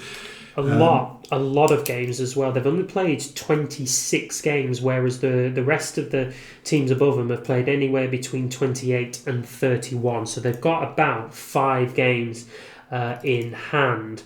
If you imagine that they sort of win all of those games, they are right up there with Ramsbottom and Bury, doing extremely well for themselves here. So they're a good prospect for the playoffs, aren't they? They're heading that way. They get a couple more wins and they're up there. Yeah, they're very strong contenders for that. They're just a handful of points behind Earlham and West Didsbury and Chorlton. If they win this game at the weekend, then they could realistically overtake them both. Got a bit of a soft spot for FC Arnhem after speaking to their manager. Is it Paul Jones? Paul Jones, absolutely, fantastic bloke. I'd like to see FC Arnhem getting back to winning ways, but I can't. So I'm going for Paddy. Yeah, I'm going for a Paddy win here. They win this, they are actually in the promotion spots just by virtue of West Didsbury and Chorlton not playing this weekend. It's a Paddy win for me. Pilks against Stockport Town. Yeah. Once again, Pilks not having a great time of it. Three straight losses. Stockport Town sort of middle of the table form. Pilks lower end. Can't seem to. That said, they're unbeaten in 3 games. They are, they can't really seem to string a good, consistent set of results together. Pilks are unbeaten in 3. Pardon me. Sorry, that's what I'm saying. Pilks are unbeaten in the last 2 3 draws and a win. Whereas Stockport, they win 1, they lose 1. Win 1, draw 1, lose 1, something like that. They do, yeah. So you kind of spy a bit of a draw here, wouldn't you? Yeah, go on then. I'll go along with that. We'll go for a draw. Good. As well. And then the last game in the Premier League is Prestwich Hayes against South Liverpool. So as we mentioned before, Prestwich Hayes kind of rooted to the bottom of the Premier Division. South Liverpool 3 places above them in 21st. But oddly enough, I believe their form is actually identical. 2 wins, no draws, 4 losses.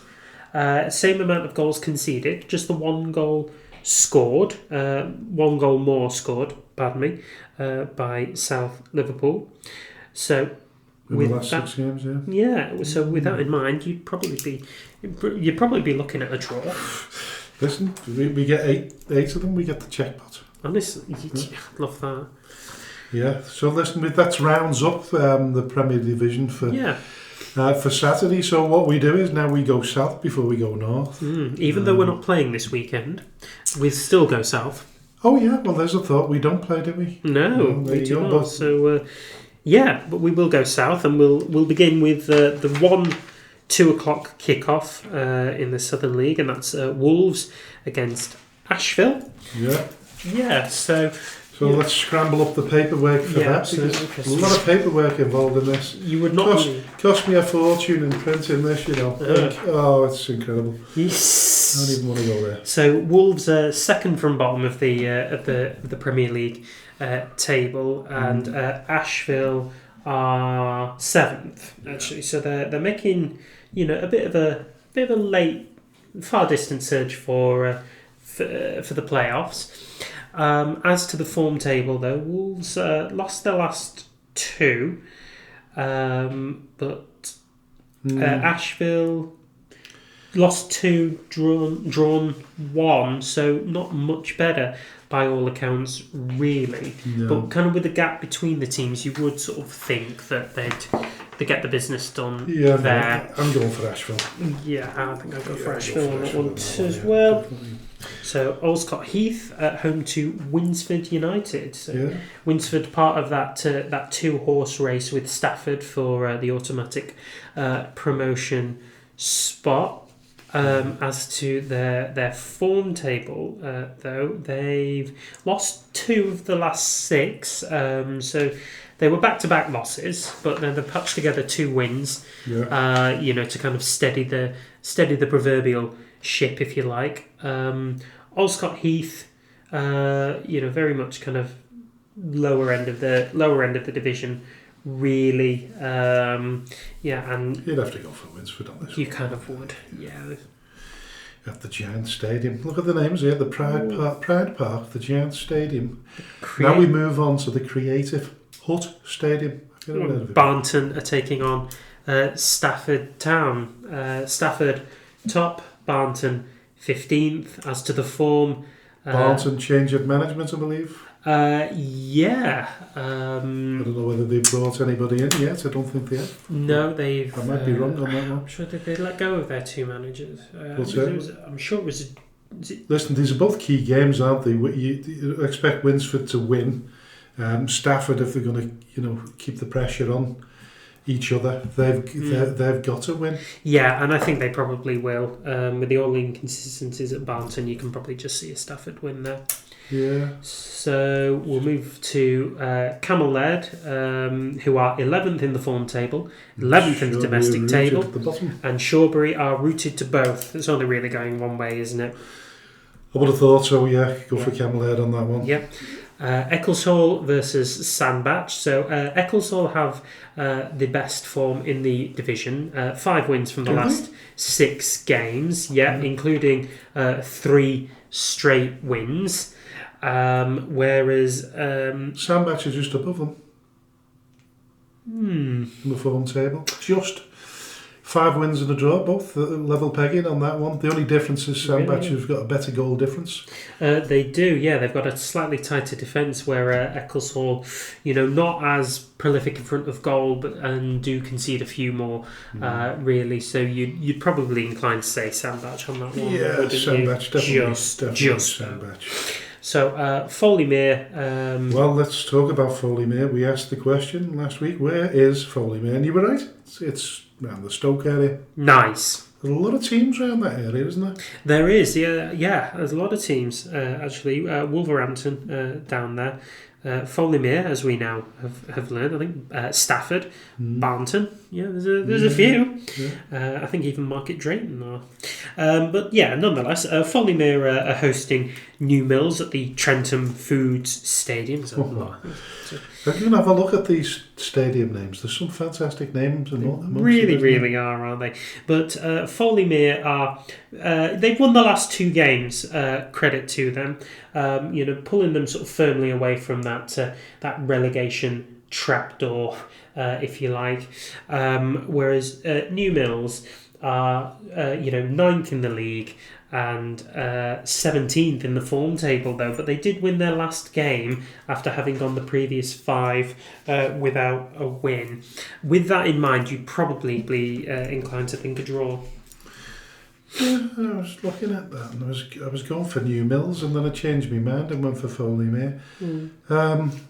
Yeah, I'm still going to stick with Foley-Mere. All right, fine. Yeah. And then the last... I hate it when he disagrees with me. And then the last game in the First Division South is Market Drayton Town at home to Cheadle Heath Nomads. So the Nomads are on a 4-game winning bounce right now, whereas Market Drayton, they did win their last game, but that stopped a slide of 4 successive losses, in which 21 goals have been conceded, which is the most in the division. So you'd probably think Cheadle Heath would get it done here. Yeah, definitely go for Cheadle Heath on that one. Yeah, definitely. Which brings us back around to the First Division North. All the games 3 o'clock kickoffs, and we go to the coast where AFC Blackpool take on Pickup. Yeah, an interesting one because AFC Blackpool score goals for fun, don't they? They really do. Pickup Borough had a little bit of a hiccupy sort of period for them. I don't know which way to call that one, really, because it depends which Pickup team. The form table. The form table suggests it's going to be Blackpool all day long. Yeah, it really does. 4 wins and a draw from the last 5 games. 14 goals scored, which I think is the sort of the 3rd most in the league. Yeah. So yeah, I think I probably would say a home win here. Yep, definitely go for AFC Blackpool. Daisy Hill versus Thornton Cleveland's. Yeah, Daisy Hill, they were a team that really took us to town in the earlier part of the season, but since then they've not really kind of capitalised on that. They're middle of the park as far as the league table is concerned, and they haven't had a great. They've had a reasonable run of recent form. 3 wins from their last 6 games, but I think it's worthwhile mentioning at the moment, because we've been talking about allocations, demotions, promotions, and such like. And in terms of that bottom 3, if the bottom 3 are to go down, then, or certainly the bottom 2, then you've got to look at the only team that's done 22 points. There's no way on this earth that we're going to get over 22 points unless we win our last 9 games. Yeah. Thornton, but the gap between them and Route 1 Rovers, they've still got to play, haven't they? I believe, listen, they're probably one of the teams that needs to come up to grade as well in terms of their stadium grading. Who's that? Thornton, yeah. Oh, that's interesting. I don't think they'll have a problem when we went down there. Did you go to the game? I didn't. No, I missed that. Nice enough stadium. Still a little bit of work to be done there to keep them up. But I'm sure they'll find a way. Lovely little clubhouse there and what have you. So go on. What have I taken it off the? No, that's right. Here a little bit. Daisy Hill. Yeah, Daisy Hill. The one thing that's standing out for me is their goal difference. It's 0 on both accounts. So scoring goals and leaking goals are a bit. You're going to go for a draw there. I am going for a draw there, 100%. Well, I'll go along with you, a draw. Attaboy. Darwin FC versus Route 1 Rovers. Well, Tommy and I are going to that game straight after training on Saturday. Oh, lovely. Morning. We're going straight to the game at Darwin to have a look at Route 1 Rovers. I am not surprised. I would absolutely expect that of you. I think Darwin will probably win this one because they're still on despite that weird defeat by McGull. I think they'll get a kick up the backside. I think they really will get a kick up the backside, and I can see that happening there. That's a home win for me. Yeah. Exton Villa against Ashton Town, the Jim Fowler Memorial Ground. So we've Exton, still fighting for that promotion spot. They currently occupy the last berth. A good 7 points ahead of AFC Blackpool, having got a game in hand against them. So still kind of everything to play for to kind of preserve that status. Ashton Town, any kind of push is coming a bit too little too late here.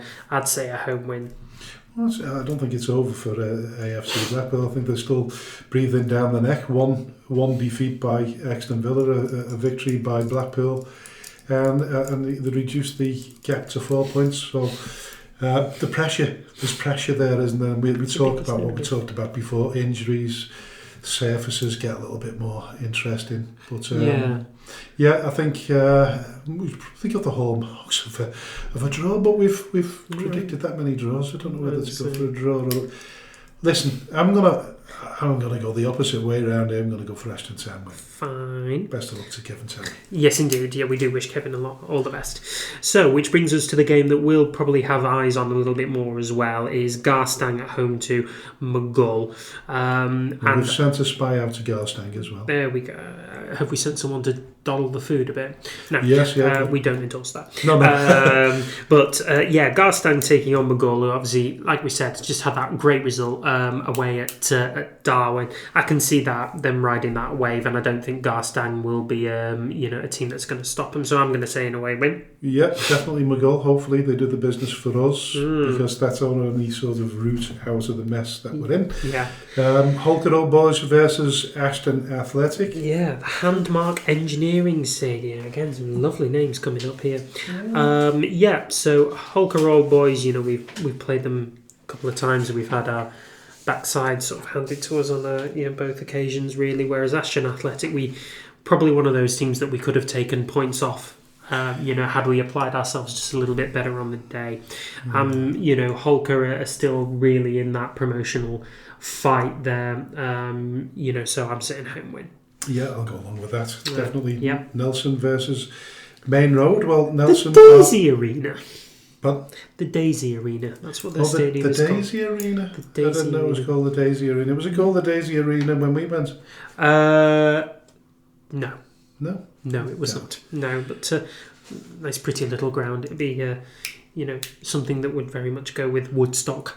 But can you say masculine? Can you use that word anymore?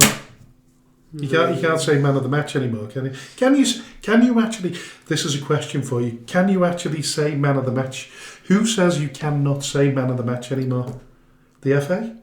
I'm sure. Well, yeah, because they've applied it to their awards for the most outstanding individual on the pitch, which is now why it's called the Player of the Match award, isn't it? Surely, because people are saying woke is gonna die in 2025.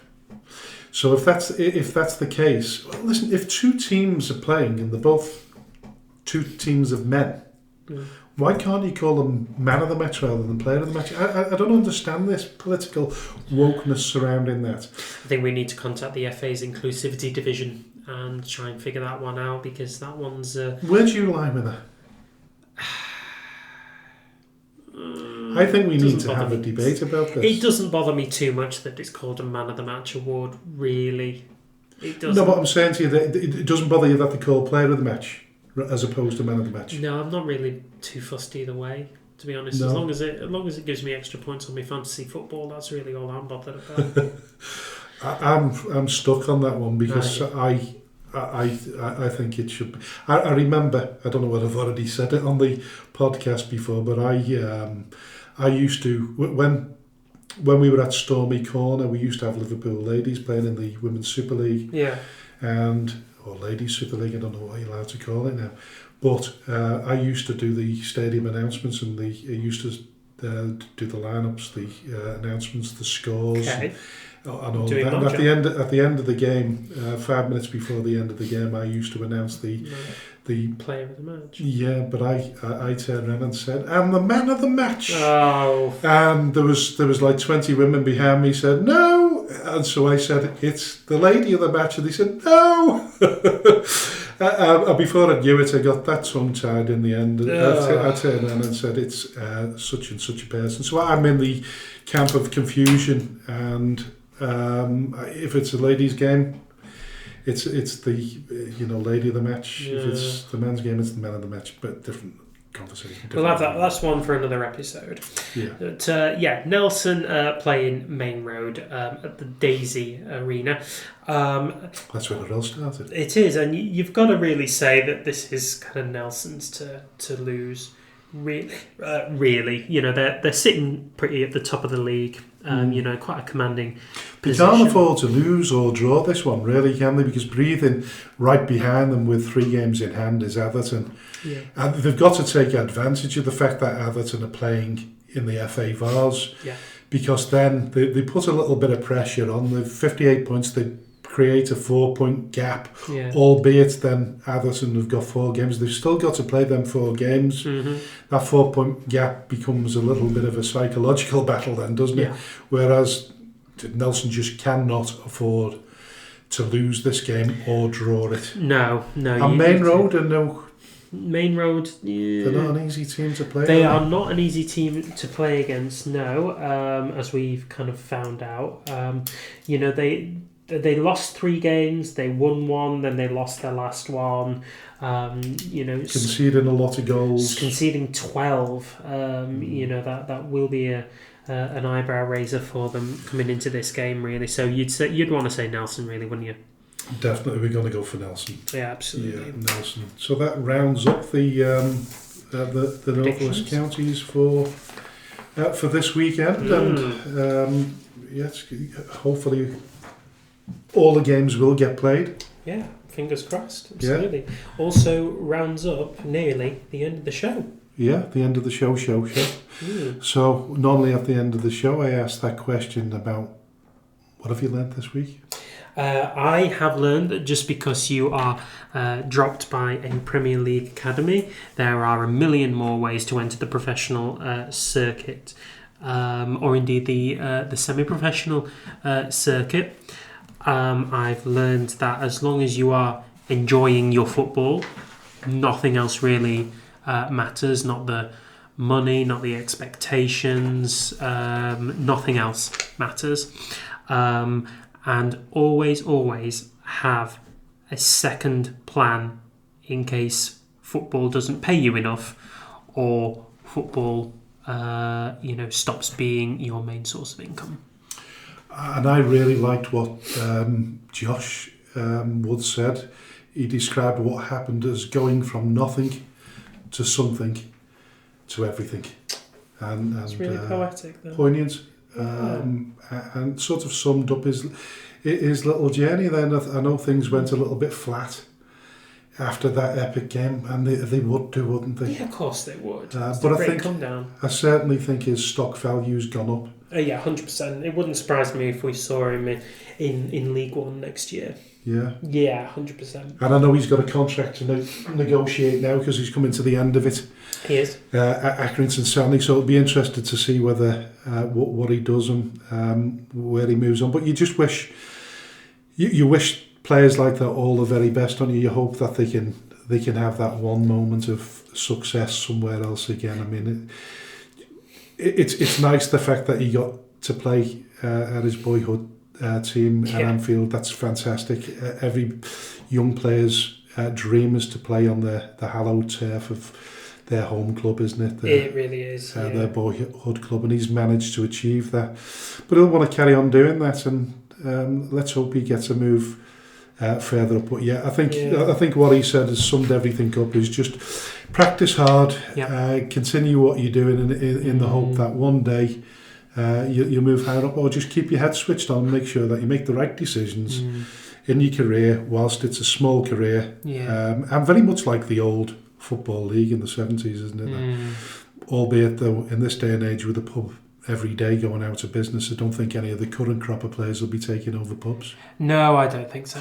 No. And the only thing I can add to that is I don't think I'll ever be going to I don't think I'll ever be getting my hair cut by Josh or Connor because I've got no hair. But there's a good possibility that AJ might one day. God, not anytime soon. No offence, boys.